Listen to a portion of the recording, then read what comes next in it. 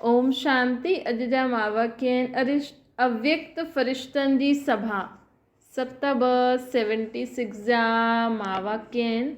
बाप दादा सदा हर्षित सदा हद जे आकर्षणनि सां परे अव्यक्त फ़रिश्तनि खे ॾिसनि था। इहा आहे फ़रिश्तनि जी सभा। हर फ़रिश्ते जे चारों ओर लाइट जो क्राउन केतिरो स्पष्ट ॾेखारे में ॾींदो आहे। अर्थात हर फ़रिश्तो लाइट हाउस माइट हाउस केसि ताईं ठहियो आहे, इहे अॼु बाप दादा ॾिसनि था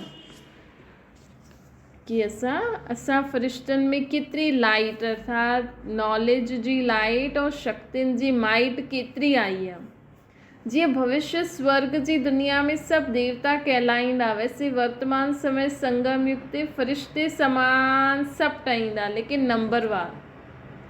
जीअं हुते हर हिकु पंहिंजी स्थिति प्रमाण सतो प्रदान हूंदा आहिनि न, वैसे हिते बि हर पुरुषार्थी फ़रिश्तेपन जी स्टेज खे प्राप्त ज़रूरु कंदा। जीअं हुते हर हिकु पंहिंजी स्थिति प्रमाण सतयुग में सतो प्रदान आत्मा हूंदी, हूअं ई हिते असां हर हिकु पंहिंजे पुरुषार्थ जी प्रमाण फ़रिश्तेपन जी स्टेज खे ज़रूरु प्राप्त कंदासीं।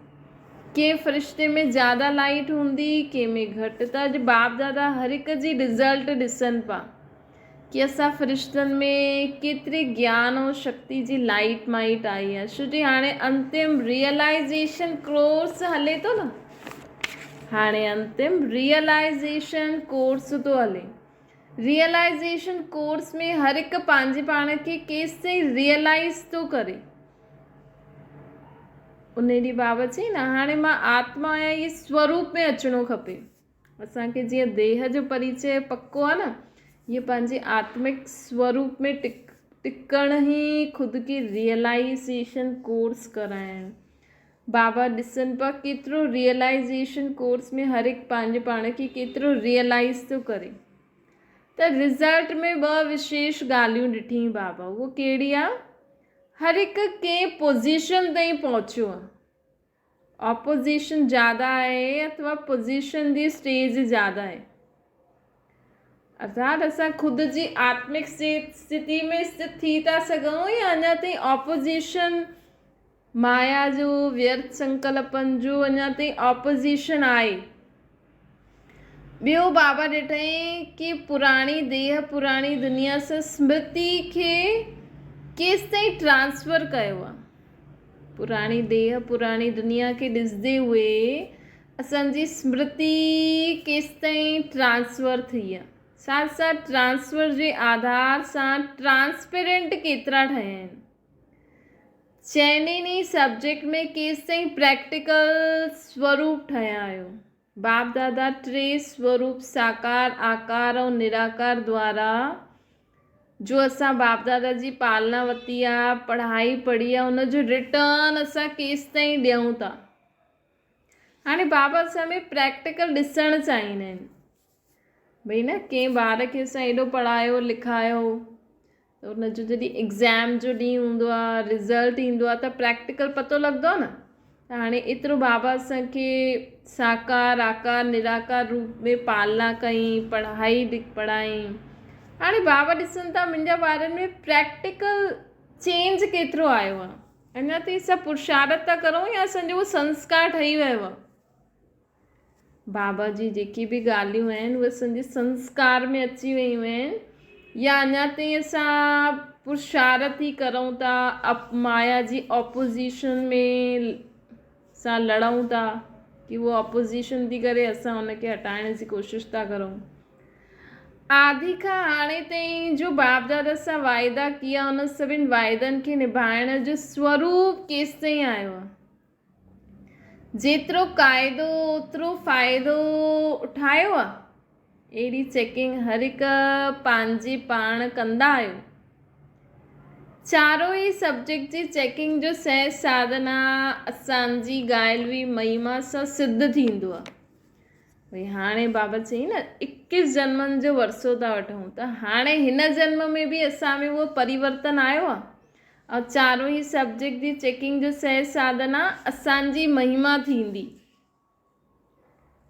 उहा महिमा ॼाणंदा आहियो, उहा कहिड़ी महिमा थींदी जंहिंसां चारों ई सब्जेक्ट चेक करे सघंदा आहियो। उहा महिमा त सभिनि खे यादि आहे न, सर्वगुण संपन्न 16 कला संपूर्ण। हिन चारई ॻाल्हियुनि में चाइनिनि ई सब्जेक्ट जी रिज़ल्ट अची वेंदी आहे। अगरि असां में सर्वगुण 16 कलायूं संपूर्ण निर्विकारी मर्यादा पुरुषोत्तम डबल अहिंसक, अगरि ये विशेषताएं असां में अची वियूं त चारई सब्जेक्ट जी रिज़ल्ट अची वेंदी। केतिरा असां सर्वगुण 16 कलायूं संपूर्ण निर्विकारी मर्यादा पुरुषोत्तम डबल अहिंसक ठहिया आहियूं। इन अनुसार असांजे चार ई ॻाल्हियुनि में चार ई सब्जेक्ट जी रिज़ल्ट अची वेंदी आहे। त इहे चेक करो कि इन चइनिनि ई ॻाल्हियुनि में संपन्न ठहिया आहियूं। हाणे ताईं 16 कला ठहिया आहियो अथवा 14 कला ठहिया आहियो। सर्वगुण संपन्न या गुण संपन्न अथवा कोई न कोई गुण धारण कयो आहे, कोई न कयो आहे। सभु मर्यादाएं धारण करे मर्यादा पुरुषोत्तम ठहिया आहियो, संपूर्ण अहिंसक ठहिया आहियो। संकल्प द्वारा बि कंहिं आत्मा खे दुख ॾियण व हुन खां दुख वठणु, इहे बि हिंसा थी वई। संपूर्ण अहिंसक अर्थात संकल्प द्वारा भी असां कंहिंखे दुख न ॾियूं, भई सभिनि जो ई कल्याण थिए।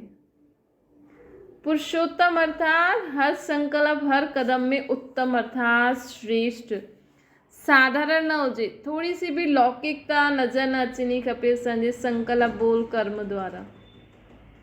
थोड़ो सो भी व्यर्थ संकल्प बोल कर्म न थियणो खपे, तॾहिं असां पुरुषोत्तम, पुरुषोत्तम अर्थात उत्तम पुरुष, पुरुष अर्थात आत्मा, उत्तम आत्मा कॾहिं ठहींदासीं जॾहिं असांजो हर संकल्प बोल कर्म साधारण न हुजे, लौकिकपन न हुजे, व्यर्थ न हुजे। ईअं केसि ताईं ठहिया आहियो? सर्वगुण 16 कलायूं डबल अहिंसक मर्यादा पुरुषोत्तम, हर मर्यादा के जीवन में धारण कयो आहे। बाबा चवनि था बाप दादा छा ॾिठई, हाणे ताईं विशेष 2 शक्तियुनि जी ॾाढी आवश्यकता आहे। उहो कहिड़ी आहे? हिकु त स्वयं खे परखण जी शक्ति, ॿियो स्वयं खे परिवर्तन करण जी शक्ति।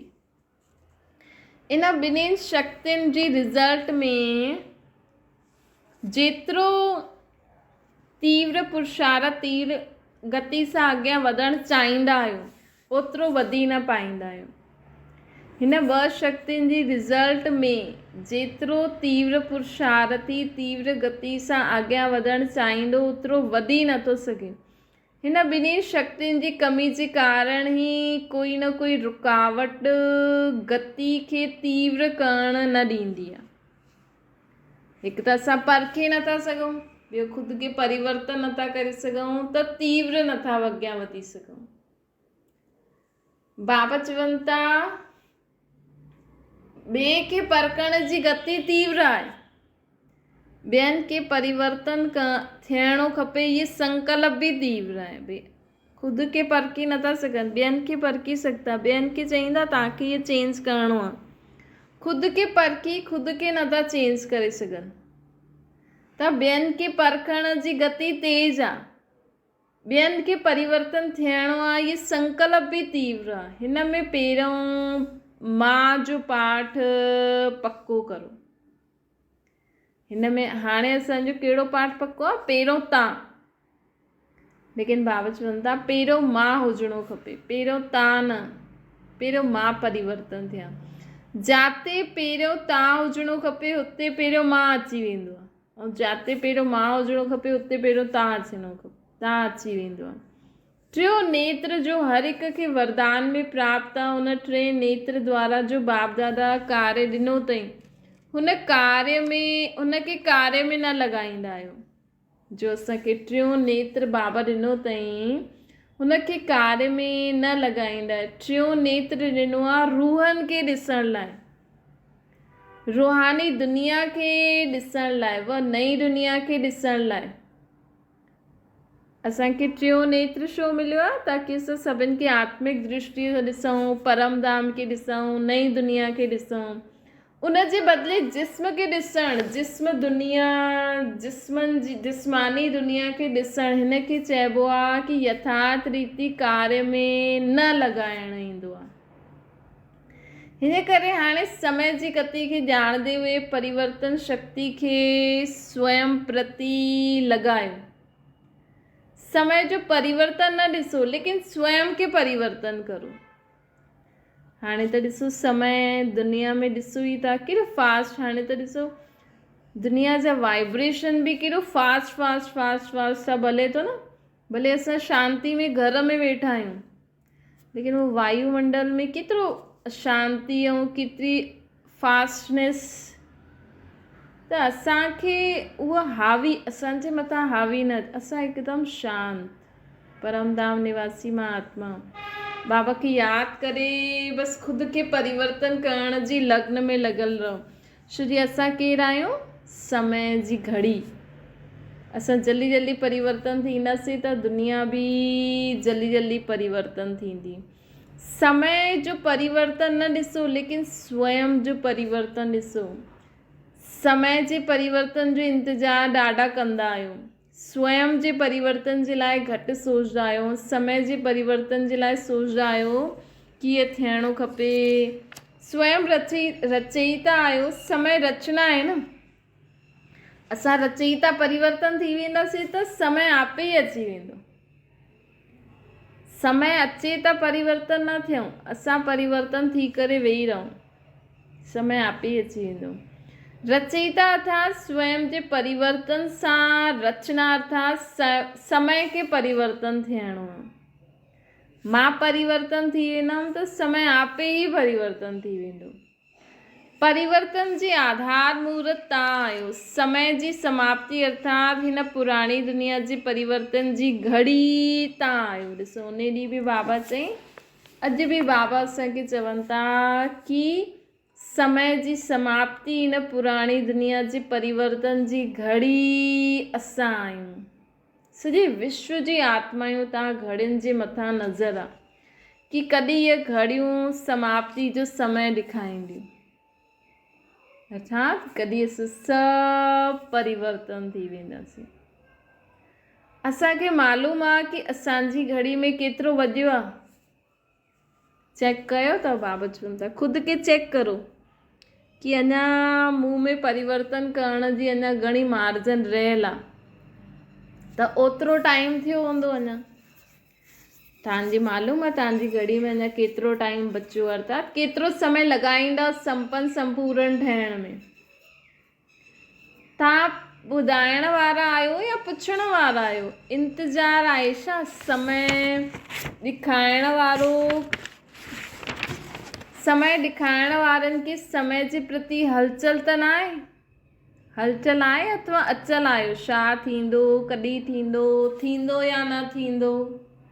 ड्रामा अनुसार समय प्रति समय हिलाइण जा पेपर्स बि ईंदा रहंदा आहिनि ऐं ईंदा बि आहिनि बि ऐं अञा ॿियो ई ईंदा आहिनि। हिन बार बाबा जी अव्यक्त महावाक्य में बाबा चई न कि असां माया खे चैलेंज कयो आहे न, त माया त ईंदी ई सही, तॾहिं त असां विजयी ठहींदासीं न। जीअं वृक्ष खे हिलाईंदा आहियो न, त निश्चय जी नींव अर्थात फाउंडेशन खे हिलाइण लाइ पेपर्स बि अवश्य ई ईंदा। अगरि तव्हां ख़ुदि खे तयारु सम्झो था न, त माया जो आह्वान करो कि ॾिसूं अञा ॿी कहिड़ी माया ईंदी। असां त विजयी आत्मा आहियूं, असां त समाधान स्वरूप आत्मा आहियूं। लेकिन पोइ यादि कजो, अगरि तव्हां माया खे चैलेंज कंदव त पोइ यादि कजो मां माया खे चैलेंज कयो आहे, पोइ कहिड़े बि रूप में माया अची वेंदव। हिन करे चैलेंज करण खां पहिरों सोचिजो। बसि हिकु इहे ई असांखे न माया ते विजय प्राप्त करण लाइ सिर्फ़ु हिकु कमु करो। सुबुह खां राति ताईं जो बाबा श्रीमत ॾिनी अथई न, अमृत वेलो, मुरली ऐं जो बि धारणा आहियूं, नमशाम योग, चाट, स्वमान, इन्हनि खे असां उन ई उमंग उत्साह सां जीअं असां बचपन में शुरू जे ॾींहंनि में जीअं मुरली ॿुधंदा हुआसीं, चात्रक अमृत वेलो चात्रक थी करे धारणा नमाशाम जो कंदा आहियूं, रोज़ु असांजी उहे ई गति हुजणी खपे, पोइ माया कॾहिं बि असांखे हिलाए न सघंदी। बाबा चवनि था पेपर ॾियण लाइ तयारु आहे अथवा कमज़ोर आहियो। पांडव सेना तयारु आहे, शक्तियूं तयारु आहिनि अथवा ॿई तयारु आहिनि। होशियारु स्टूडेंट पेपर जो आह्वान कंदा आहिनि ऐं कमज़ोर स्टूडेंट जो हूंदा आहिनि न उहे ड्रिजंदा आहिनि। तव्हां केरु आहियो? निश्चय बुद्धि जी निशानी आहे कि हर ॻाल्हि में हर दृश्य खे निश्चित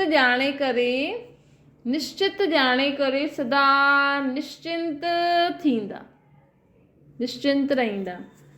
छो छा कीअं जी चिंता न हूंदी हुननि खे कि हाणे छा थींदो। हाणे असां त न कंदासीं कॾहिं बि, बाबा जा ॿार त असां पक्का थी विया आहियूं न।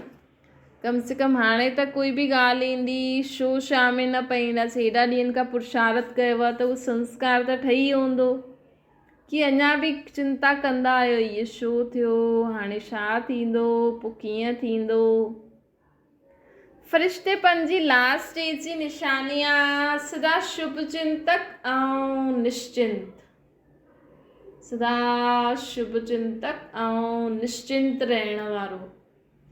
तॾहिं असां सदा सर्व जे प्रति शुभ चिंतक रहंदासीं न ऐं निश्चिंत रहंदासीं, तॾहिं सम्झो असां फ़रिश्ता ठही वियासीं। अहिड़ा ठहिया आहियो? रियलाइज़ेशन कोर्स में स्वयं खे रियलाइज़ करो ऐं हाणे अंतिम थोरो सो पुरुषार्थ जे समय में स्वयं में सर्व शक्तियुनि खे प्रत्यक्ष करो। बाबा चवनि था हाणे अंतिम थोरे से पुरुषार्थ जे समय में स्वयं में सर्व शक्तियुनि खे प्रत्यक्ष करो। प्रत्यक्षता वर्ष मनायो था न, बाप खे प्रत्यक्ष करण खां पहिरियों स्वयं में इन्हनि जो बि तव्हां महिमा ॿुधाई, सर्वगुण संपन्न 16 कला, इन्हनि सभिनि ॻाल्हियुनि जी प्रत्यक्षता करो, तॾहिं बाप जी प्रत्यक्षता थींदी। यह वर्ष विशेष ज्वाला स्वरूप अर्थात लाइट हाउस माइट हाउस जी स्थिति के समझदे हुए हिन पुरुषार्थ में रहो। बाबा चवनि था यह वर्ष विशेष ज्वाला स्वरूप अर्थात लाइट हाउस माइट हाउस जी स्थिति के समझदे हुए हिन पुरुषार्थ में रहो। विशेष याजी यात्रा के पावरफुल ठाहियो, ज्ञान स्वरूप जा अनुभवी ठहो। तॾहिं छा ठहींदासीं असां तॾहिं फ़रिश्तो स्वरूप बाप ख़ुदि बि प्रत्यक्ष थी वेंदो, बाबा बि प्रत्यक्ष थी वेंदा। त बाबा चवनि था प्रत्यक्षता वर्ष मनायो था, बाप खे प्रत्यक्ष करण खां पहिरियों स्वयं में विशेषताउनि खे प्रत्यक्ष करो, तॾहिं बाप जी प्रत्यक्षता करे सघंदो। यह वर्ष विशेष ज्वाला स्वरूप अर्थात लाइट हाउस माइट हाउस जी स्थिति के समझदे हुए इन पुरुषार्थ में रहो। विशेष याजी यात्रा के पावरफुल ठाहियो, ज्ञान स्वरूप जा अनुभवी ठहो। अहिड़ो स्वयं जी उन्नति जे प्रति विशेष प्रोग्राम ठाहियो जंहिं द्वारा तव्हां श्रेष्ठ आत्माउनि जी शुभ वृत्ति व कल्याण जी वृत्ति शक्तिशाली वातावरण द्वारा अनेक तड़पती हुई भटकती हुई पुकार करण वारी आत्माउनि खे आनंद शांति ऐं शक्ति जी अनुभूति थिए। बाबा चवनि था कि अहिड़ो स्व उन्नति जे प्रति प्रोग्राम ठाहियो जीअं इन अहिड़े प्रोग्राम द्वारा असां श्रेष्ठ आत्माउनि जी शुभ वृत्ति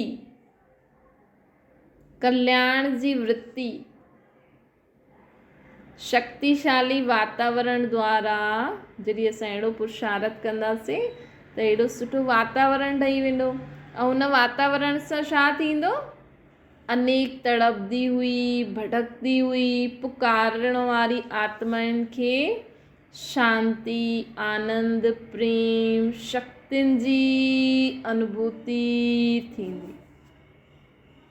त इहे विशेष असांखे अहिड़ो पावरफुल पुरुषार्थ करो, अहिड़ी पावरफुल यादि में रोज़ वियो, सभु कुझु भुलिजी करे बसि मां आत्मा बाबा सां गॾु वेठी आहियां और पूरे विश्व में जो भी वीचारी आत्मायूं तड़पनि थियूं, भटकनि थियूं, पुकारनि थियूं, उन्हनि सभिनि खे आनंद, शांति ऐं सुख जी अनुभूति थी थिए। उन्हनि सभिनि खे मुक्ति, जीवन मुक्ति जो वरसो मिले थो न। जॾहिं दुख ईंदो आहे त ख़ासि कर जॾहिं बीमार हूंदी आहे कोई आत्मा, कहिड़ो वीचारी अंदरि ई अंदरि, ऐं हुन सां गॾु पोइ जेका उन्हनि जी संभाल करण वारी आत्मायूं बि कहिड़ो मुंझी वेंदियूं आहिनि।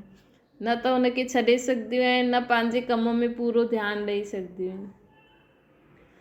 त हिन करे असां आत्मायूं छा था करूं? असांखे हाणे विशेष इहे ई त कमु करिणो आहे। बाक़ी घर जे कम में, ॿारनि में, इहे सभु त ठीकु आहे, इन्हनि में बि टाइम ॾियो, लेकिन समय कढी करे रोज़ सुबुह शाम त वेहींदा ई आहियूं। लेकिन हाणे जीअं समय नज़दीक थो अचे न, त हाणे हलंदे फिरंदे, उठंदे वेहींदे, खाईंदे पीअंदे विशेष बाबा खे यादि करण सां अनेक आत्माउनि खे मदद मिलंदी आहे। हाणे ॻाल्हियुनि में ज़्यादा न वञो, दुनियादारी में। हाणे जल्दी जल्दी कमु करे पोइ पंहिंजो पुरुषार्थ में लॻो।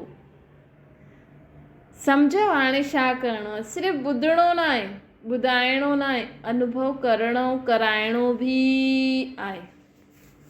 बाबा चवनि था अनुभव कराइण लाइ पहिरियों स्वयं अनुभवी मूर्त ठहो। इन वर्ष जो विशेष संकल्प वठो। हाणे स्वयं के परिवर्तन कर। उन ॾींहुं बाबा चई न, बाबा जो राइट हैंड केरु आहे?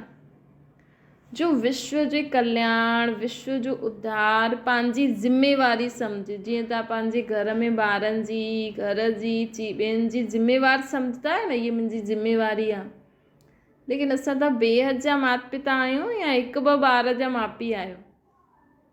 जगत माता, जगत पिता आहियो न।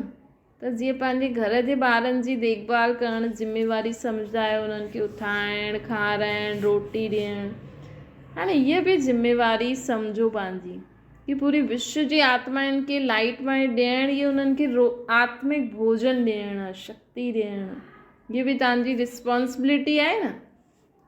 त सिर्फ़ु ईअं न अमृत वेलो सुबुह उथी करे वेही रहियासीं, हा भई मुरली ॿुधी, ईअं कयो न। असां जेतिरो योग युक्त थी करे ज्ञान योग कंदासीं न, ओतिरो विश्व में आत्माउनि खे सकाश मिलंदो आहे। जेतिरो तव्हां योग युक्त थी करे रोटी खाओ, योग युक्त थी करे कमु करो, त तव्हां द्वारा विश्व जी आत्माउनि खे लाइट पहुचंदी आहे। कर्म कॉन्शियस न थियो, सोल कॉन्शियस थी करे कर्म करो, त डबल सेवा कंदव। त बाबा चवनि था कि हाणे स्वयं खे परिवर्तन करे विश्व के परिवर्तन करिणो आहे न। सम्झो दृढ़ संकल्प जी रिज़ल्ट सदा सफलता आहे।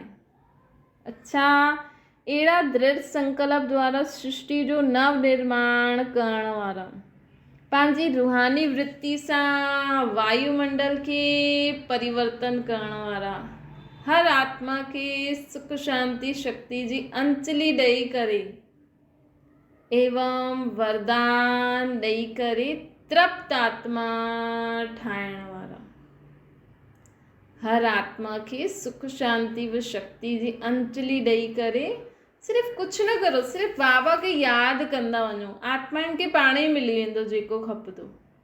छो कि बाबा त सूर्य आहे न।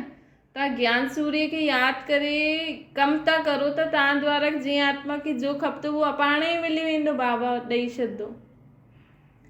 त बाबा चवनि था हर आत्मा खे सुख शांति व शक्ति जी अंजलि ॾेई करे, वरदान ॾेई करे तृप्त आत्मा ठाहिण वारा, जन जनमनि जी प्यासी आत्माउनि जी प्यास बुझाइण वारा, सर्व खे पंहिंजे ठिकाने ते लॻाइण वारा, सदा निश्चय बुद्धि हलचल में भी अचल रहण वारी आत्माउनि खे, ज्ञान स्वरूप एवं याद स्वरूप आत्माउनि खे, ज्ञान स्वरूप भी ऐं बाबा जी याद स्वरूप आत्माउनि खे भी बाप दादा जो याद प्यार ऐं नमस्ते।